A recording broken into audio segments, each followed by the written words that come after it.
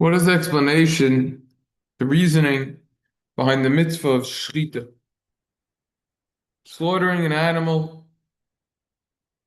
We all like chicken, we all like meat. What's the reason for this? It's another discussion, being a vegetarian in general. What's the story with that from a Torah perspective? Different types of vegetarians, it's another discussion. But what is the reason for this mitzvah of slaughtering an animal? Seemingly, it's a cruel act. This mitzvah we learn in this week's Parsha in Re'ah, Yud Beis Chaf Aleph. We learn about this mitzvah of shechita. Chazal learn from this pasuk in this week's parsha.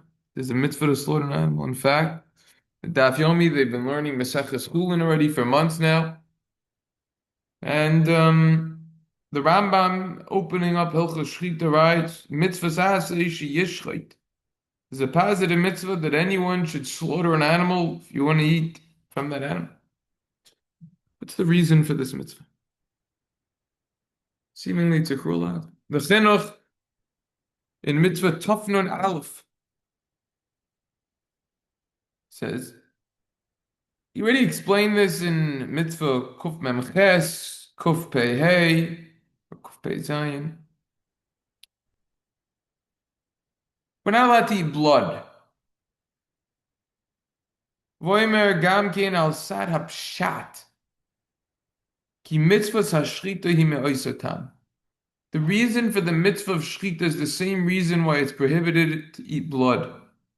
Tangentially, with one of my chavrusas, we are finishing Maseches Makos together, and we're in Chav Gimel. We just turned to the Amud Beis, and that Mishnah discusses the prohibition of eating blood. We just learned it last night, and it's this week's parsha. Unbelievable what we're talking about. What's the idea with the blood? Not allowed to eat it. A lot of halachas on that in your day.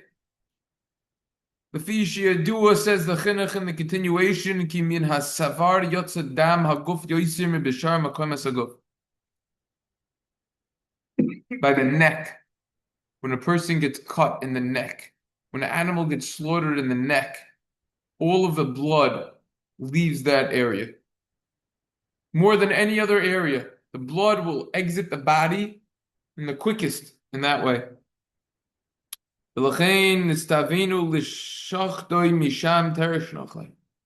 Therefore, that's why, explains the chinuch, shechita specifically in that location where we slaughter the animal by the neck. Why? You haven't realized by now? Ki misham yotza kol damo v'lo nechel hanefesh im habasar. That's where all the blood will exit from. And then there won't be a concern that we're going to eat that blood. But there's yet another reason for shechita minat safar v'sakin badak. Why do you need to use a sharp knife? Kedei shalei nitzar bali hachayim yoisimidai. You don't want to pain these animals more than is necessary. Torah allows us to benefit from animals in this world and to eat them. But not just to pain them for no reason. The Chamim already discussed this prohibition. The Gemara already discusses in Baba Metzia, Lamed Beis, Lamed Beis, Sarba Lechaim, the Gemara in Shabbos, Kuf Chav Ches Amid Aleph. If it's a prohibition from the Torah, if it's a problem midaraisa or not. And we hold that it's in fact a problem midaraisa. Consequently, we perform the mitzvah of shechita. Why? Because it will not cause pain. Will not cause pain to the animals. That's the reason for this. That's what the chinuch says, and because all the blood will come out from that area. But one could still argue it's painful for the animal itself to kill the animal. Come back to that. Chinuch doesn't address that. The Chsam Sofer in his Shailus and Shuvas Chsam Sofer in Or Chaim in Simin Nun Dalid towards the end of the Simin also discusses this. And the Chsam Sofer makes an interesting point over here.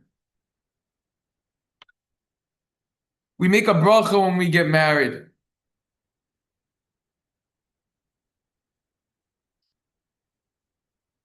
We're commanded on this. The Ramban and Bereshis on the pasuk Nasati lachem es kol esav. I gave you all of the plants you could have. That's why we eat salad.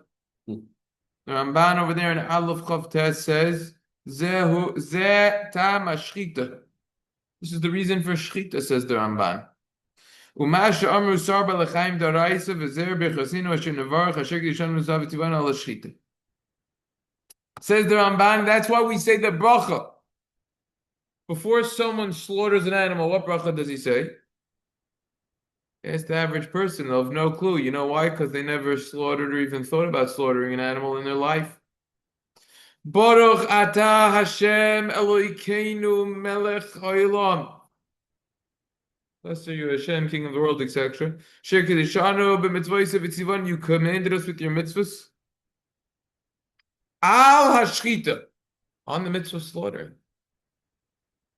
Says the Chaim Sofer, based on this Ramban, Mira Midvorov. It seems from this Ramban, says the Chaim Sofer,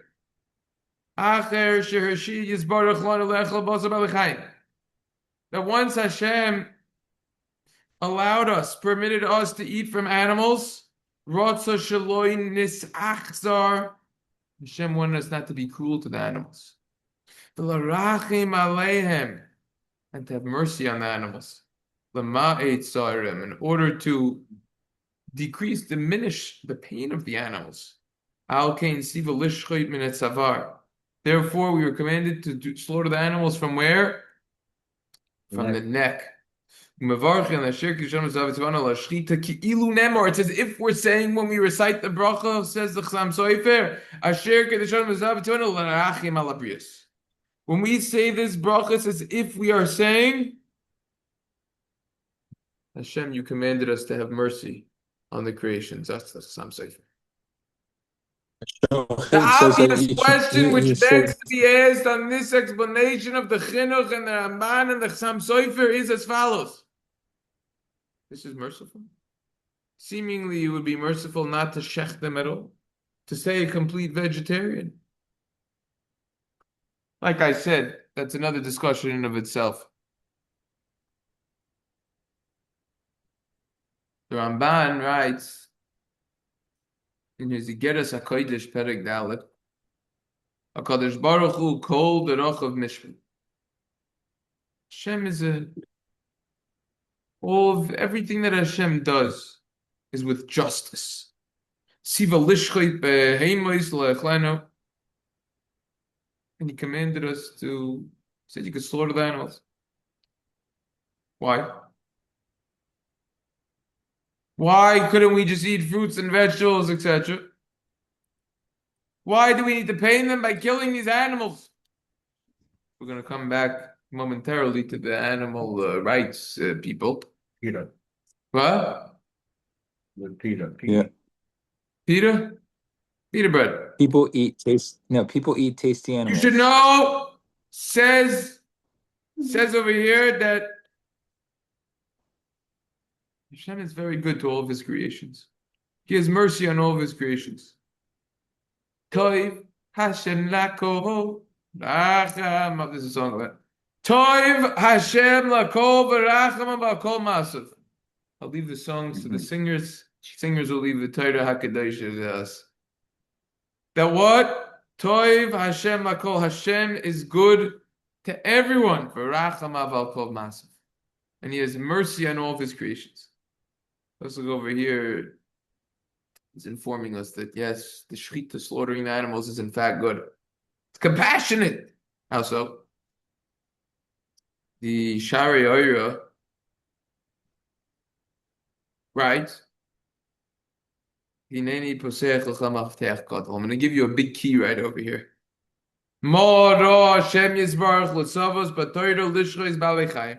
What's the reason that Hashem commanded us to do the shechita? Where have you been?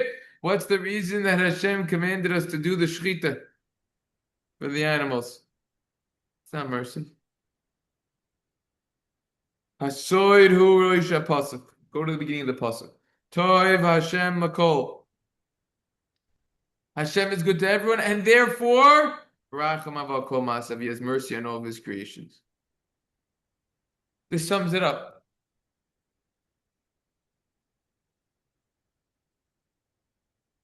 Why? Behemoths, here's when we get deep. These animals, they don't have what's called an neshama elyoina. Yeah, but it's not an neshama elyoina, right? You could live in a studio, one bedroom, or you could live in a 10-bedroom, 6-bathroom on a few acres. It's obviously going to be a qualitative difference the way that you're living, the comforts that you experience. You could eat 2 slices of bread every single day. You could be wining and dining, eating high-end meat with a kosher shechita, a merciful shechita. There's obviously a different way, totally different. So this neshama el yoina, this higher soul, the animals don't have.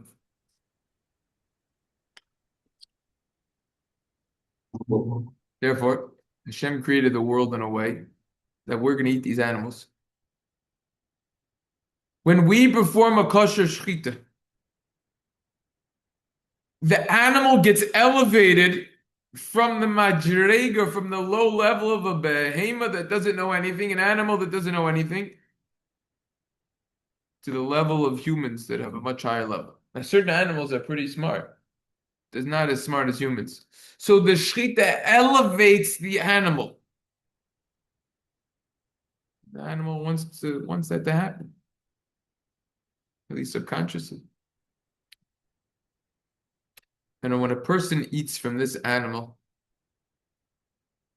that animal turns into, it's nehefach. It turns into more of a human. And therefore the shechita is merciful. Because it left the category of an animal and entered the category of a man.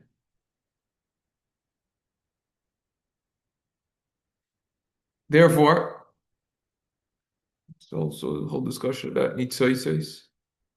And this is another discussion of itself, the Gemara Pesachim Memtes, that an Am Haaretz, someone who is an ignoramus, he's not allowed to eat basar. Gemara says. So he doesn't understand this idea. It's one of the explanations. There's other explanations as well that are more simple. He doesn't know the halachas of shechita. There's a lot of halachas involved. Yeah, you gotta know what's going on. Lastly, and this Why wouldn't you be able to eat it? point that we just mentioned requires more research, but I'd like to say one more point and then open the floor for major discussion on this relevant topic, which is, let's go back to the pita bread. All right. You got these people, we sit here joking about it. But literally, I heard a liberal once say, there's issues nowadays with the global warming. Mhm. It causes the animals to flatulate more. Wow. I mean, I said to them, are you serious? And the person was totally serious. Therefore what? You think I know? You could study the sheetas. You could study it. I don't know what that does. Flatulation from animals, that's what's destroying the world? The Sefer Sar Balei Chaim writes. Which comments? The flatulation is Yeah, people responding on chat. You know what's going. Oh, they're gonna say, what are you talking about? The flatulation, animal flatulation is destroying the world? Yeah, okay. Yeah, okay. Maybe. Okay. Look, anyone who has what's a logical proof, I'm open to listen. How what's methane? you think that What's the world methane? getting hotter is going to cause animals to fart, which will destroy the world? Look, if you want to formulate an opinion and say something that you heard, I'm open to discussion, open to listening and hearing the other side. I just sounds a little ridiculous, but the Sefer Sar Balei Chaim writes around 100 What's years ago methane? or so, there were organizations in Europe, and they were waging war against shechita. Shechita, some things don't change. They're waging war against the Baal. And they said this shechita, nothing. It's a big problem. It's causing pain to animals. Cannot do it. And the organization, they labeled themselves with the name Agudos Sar Balei Chaim, the group of those who are trying to prevent the pain to the animals. They had all sorts of propagandas for the targets and the goals that they had to prohibit They made decrees, and they said, "You Jews, you're not allowed to do the shechita." One of the places that they prohibited performing the slaughtering of the animals, the shechita, because they had so much mercy, was none other than Germany. Ah, Oh, we know about the cruelty that they had. Animals you can't touch, but millions and millions of innocent Jews, men, women, children, and others. It wasn't just Jews, it's primarily Jews, though. You could torture them, you could murder them in all sorts of ways, you could burn them. That you're allowed to do. Sounds like hypocrisy. But what year was that? Around hundreds of years ago, whatever they said. Oh, yeah. The Okay. point, the point is like this. It was not the Ramban. This is the Oitzer Satire quotes. Quotes it himself. He quotes the Sefer Sar Balei Chaim. You know, after I read this, Rabbi Eliyahu Chaim Cohen, he's a really good Sefer, contemporary. You know, after he doesn't quote the Chinuch and the Chassam Sofer Tayim. Talk about No. all right. You know, after I thought about all this, I said to myself, you know, we have over here a situation where there's a border crisis at Spain. You're following the news at all. Tens of thousands of illegal immigrants stormed in based on the limited writings that I read on this brief article. Apparently, there were around 70, they call them like influencers or something, or bloggers. Social influencers. So social media people. There are around 100 of them or something. And they had conspiracy theories that this is the Jewish people's fault, Oh my that God. this is Israel's fault. I never saw that. And within a period of around 48 hours, it got millions and millions of Likes or views. of everything. It could have been even tens of millions or hundreds of millions. I mean, it's insane. It's always the Jews' fault. And it's the Jews' fault. I mean, could you imagine what on earth does the border in Spain have to do with us? Right? So you have all these situations over here. You have all these people who they're trying to show the activists, the rights, the this, the that. You know, you want to make groups for activists and you want to prohibit the slaughtering. Okay, so then why do you permit hunting? You're just shooting the animals for food. They're doing it for a sport. They're not even doing it to eat the animals. They're just doing it because it's fun. They're doing it as a sport. You know, I'll tell you the history of the 5 towns for Akkoy. You hop in a time machine, go back 100 years in the 5 towns for Akkoy. You know what was here? Hunting Hunters clubs. and get hunt. That's right, hunting clubs. They have a place down on Long Island, Huntington. What do you think it's called? Huntington. That's what they did. They hunted. You just told me there was a hunting club here in Lawrence. Yeah. Oh, yeah. You hear them shooting the ducks and all that. Hunting. Yeah, it's fun. Yeah. How's your aim? Could you hit the target? Yeah.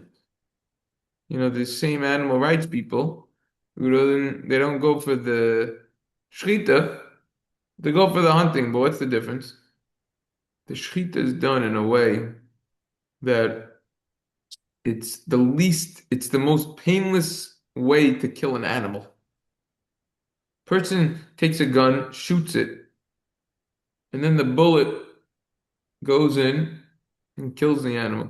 It's a lot more painful than the shechita. Something to think about that. Anyways, these are some thoughts on shechita. Questions, comments?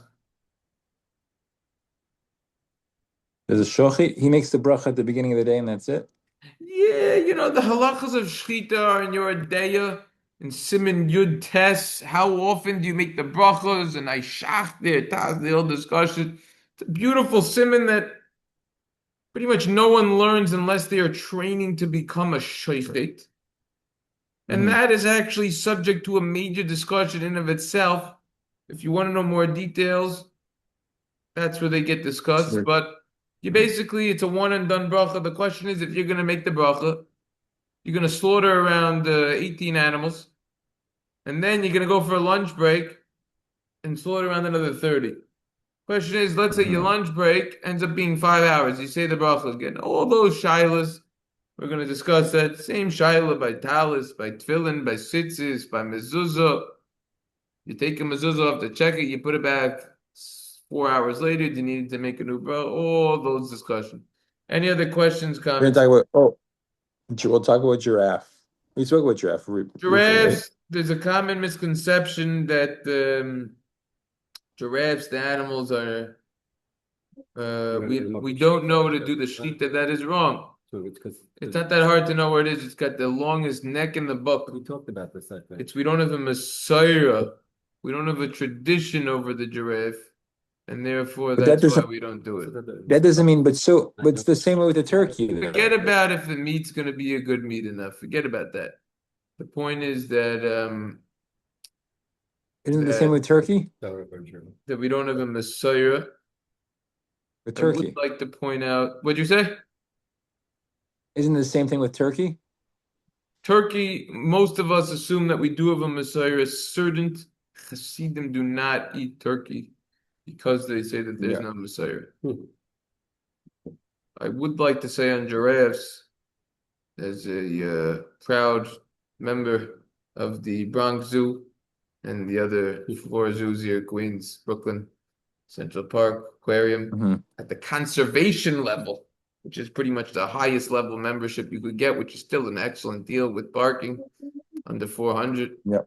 With the 20% off. Also, it's closer to the low threes. Excellent deal, unlimited. You could go for a full year, bring in four adults, 6 kids. Yeah. Under 3 is free. I mean, tremendous deal. Giraffes are a fascinating creature.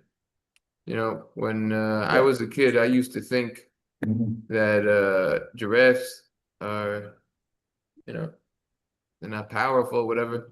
A lion versus a giraffe will win. Oh yeah? Oh yeah, you gotta know that fact. It takes around a good 3 strong lions to take out a giraffe. And the reason is the kicks are so powerful. Think about how tall a giraffe is. The kicks are so powerful that I'll tell you 2 other facts about a giraffe.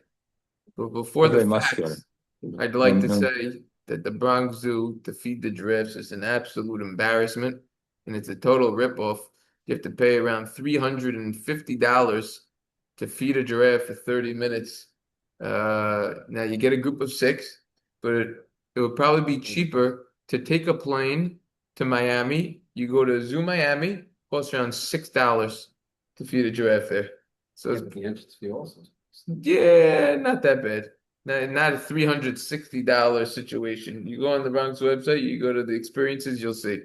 So it's a royal ripoff. Now, granted, you get more time and it's more personalized and it's just you and no one else. And at the Zoo Miami, you're only feeding them 5 different items, whatever. But the giraffes, they never sleep more than 2 minutes at a time, pretty much. 2-minute cat naps. And they never stop eating because they're always worried about getting attacked. But I'll tell Usually you deer something doesn't else sleep. that's interesting about giraffes. What color is their mouth? Is their tongue? If you ever get close enough, or if you ever feed a giraffe, you'll definitely see this. But if you ever get close enough to a giraffe and you see them eating, you'll notice that the tongue is purple. So the obvious question is, why did Hashem create the tongue purple? Right? So if you research the topic, you'll see it has to do something with the protection of the sun, maybe. Or I think the question's better than the answer. Go look into it more. Flamingos also, why are they pink? Something to do with what they eat. It turns them pink. I think the question's better than the answer. It's amazing though when you take a step back and you look and you people find Hashem in different places. The best place to get closest to Hashem is obviously you learn Torah properly, you open up Svarim HaKadoshim, and you connect, you daven, you do mitzvahs. But there's definitely something to say that um, you see Hashem when you observe beautiful views, sights, and creations of the world. And that ties back to the two Zushirim that we had, that we related, that the stipler would go, not every single day, obviously, but he would go and bring his kids, and you also get to say the special bracha of Mashana Ebrius, discuss which animals you say Mashana Ebrius. Elephant, monkey, and then there was a discussion, the third animal, maybe it was an owl. Yeah, so there was a discussion there, and common denominator between the monkey and the owl is every single creation, every animal, the eyes are on the side. A monkey and an owl, the eyes are on the front, like humans. Yeah, pointed that out. Something to think about. People don't think about that. But anyways, this is the story with the shchita. I think that there's also what to discuss. I was thinking the other day, you're talking Sar Balechayim. So the animal rights people, classic claim that they have is that these animals, from the second they're born, they're just kept in cages. They live a terrible life. They can't move around. And, those sorts of things. That I hear. If you're literally giving birth to an animal, locking him up in a cage all life, and he can't move, that's an issue. I don't think that's the case, though. I think they let them roam a little bit. I think they put them in. I thought these are animals they're taken out of these are animals that are not. There's something wrong with them, or no? They're not just. They just take wild animals and take them into the zoo. With them, there's something wrong with them. They'll probably have a mum, and then you can't do shchita on them. So it has the din of a treifa. So I didn't even think about that. That I would already hear. That's something to talk about. There's a classic discussion in the animal rights movement about, are zoos even good for animals? Are zoos even good? Because they're really isolated. They're not in their natural habitat. Yes, they're getting fed. They don't need to worry about that. But is that what they want? So that I think that there's something to talk about, actually. It could depend on the case and scenario in animals. A lot of the animals in the zoos, people don't realize, but they do have many times issues that need attention to, and they need help with that. And sometimes it is for medical reasons that they're there, especially the birds, the big ones. A lot of times they can't fly. They wouldn't be able to survive out in the wild. They'd be quickly eaten. So something to discuss over there. Furthermore, there is something to discuss about if there are species which are endangered or on the verge of extinction.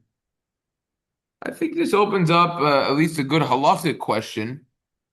I don't know the answer to it. I'll just throw it out on the floor. Is there any reason for us to intervene?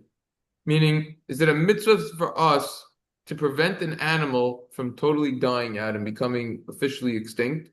Or just let the world go in the way it is? And furthermore, within that question, all of these people that now, like, what do they call it? The Amazon, I think. I think they're like cutting off the Amazon. It's in Brazil, right? The Amazon? Yeah. Yeah, so I think that they're trying to cut it off because it's a good land to grow certain items, which then could be exported and then they could make money.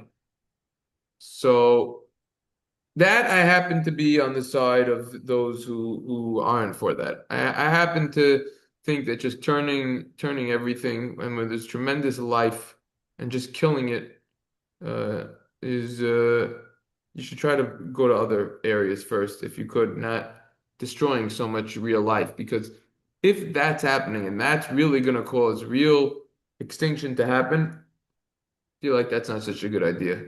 But again, everything that I just said in the last 3, 4 minutes, I don't have a source for. I can't bring your proof from the Torah off the top of my head. In fact, I wasn't even planning on talking about this. It just came to my head right now. So those are just some of the opinions that I have. I think that doing work to keep species going and then breeding the species and then putting them back into their natural habitat, I feel like that's a great thing. That's a very good thing. But certain animals they gotta move. Certain animals, you're confining them to a very small area. So I think there's what to discuss there. I don't think it's Sarbali Chaim, but at some level, it's. Any questions, comments? What was the Yeah. source that Yeah. the that you should was saying that you should help species that could be extinct? I don't have a source for that. I just Is there a think, source for I, it? No, yeah, but look, just because I don't have a source, that doesn't mean that there isn't one. no, I understand. I There mean, could it very sounds well. like it's something that's positive. It sounds like it's a good thing. The question is there an obligation to do that? Thing of Torah Shem Barach. Right? Yeah, look, it could be, Mara Hashem something else. Tov Hashem Rechman Racham Al Kol Masav, 100%. The question is someone who is going to is that better than just sitting and learning Torah? No. No. Sitting's learning the best. But you have people who aren't learning anyways, people who aren't Jewish. And it's a beautiful thing. And people don't realize, this is a Better real than joining Antifa. what happened? Better than joining Antifa. Yeah, To be going. yeah. So this is a real thing. Um, you know, look, even where we live, we see animals all around. We see cats, we see Raccoons. yeah, raccoons. Um, Girls. I saw squirrels. I saw there were two dead mice on my lawn recently. I think a cat took them from another property and just brought them there. Um, certain animals though, and creations, they could cause issues. So if they're causing issues, Deer are very dangerous for cars. yeah, deers, we don't have so many over here, but No, it's pretty close. not in Muncie, Brooklyn, not over a here. lot. We don't have. Yeah, And Brooklyn. Muncie, you have all Yeah. those places. Baltimore. Yeah. Look, we were driving, Lakewood probably. and there was a closure on the highway when we were in Baltimore, and we had to go around. It was like 11 at night. There were 6 raccoons in the middle of the street, Wow. and I have it on the video camera. We missed them. They have now. I just read they updated some of the full self-driving technology on Teslas, which they do constantly, and they updated it so now we'll be even more careful with animals and with potholes. But the animals was the interesting thing. The point is that Mama senses the pothole. what? Mama senses the pothole. Yeah, it's gonna start sensing. No, it's never gonna be. I mean, maybe one day, but I mean, I'm a way better driver. Right? It's nothing to talk about, a human. But yeah, it's not supposed to be instead, it's supposed to be in addition. Yeah. So when you double check the thing, it's much, you know, you're a much better driver if it's driving and you're double checking it and you could take over at a millisecond. But the point is that, I had a Shiloh of Sar Balei Chaim. We had a question. We had an issue in our garage, our detached garage of carpenter bees. And it was just getting to be so many. They were close to around 20. And they don't sting, so I haven't touched it for years. And then finally, it was just like, all right, let's get rid of this bomb. Yes, one. So we got 2 traps that it's like a green circle, and the bees stick to the traps. Question is that Sar Balei Chaim on the insect? Is it better to just put out a poisonous spray or whatever? All of these shilas come up. Also, when you put out mouse traps, the mouse traps that I like are the bait that they eat, and then they want to run outside, and then they die outside. As opposed to the snap traps, which might be less of an issue, Sar Balei Chaim, but then you have to deal with taking it out. Clean up. And you're not going to want to reuse that trap after.